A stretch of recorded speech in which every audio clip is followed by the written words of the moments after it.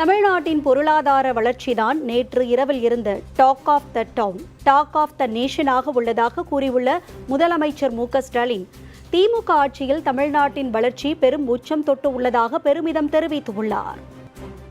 தமிழ்நாட்டுக்கும் தமிழ்நாட்டு மக்களுக்கும் மகிழ்ச்சியான ஒரு செய்தியை சொல்ல விரும்புகிறேன். நேற்று இரவிலிருந்து இதுதான் டாக் ஆஃப் த டவுன், ஏன் டாக் ஆஃப் த நேஷனல் என்றே இதுதான். நம்ம திராவிட மாடல் ஆட்சியில தமிழ்நாட்டோட பொருளாதார வளர்ச்சி 11.19 விழுக்காடா அதிகரிச்சிருக்கு என்பதுதான் அந்த மகிழ்ச்சியான செய்தி. தமிழ்நாட்டோட பொருளாதார வளர்ச்சி பெரும் உச்சத்தை தொட்டு இருக்கு. 14 ஆண்டுகளுக்கு பிறகு, அதாவது மீண்டும் திராவிட முன்னேற்ற கழக ஆட்சியில தான் இரட்டை இலக்க அந்த வளர்ச்சியை இன்றைக்கு தமிழ்நாடு எட்டியிருக்கு.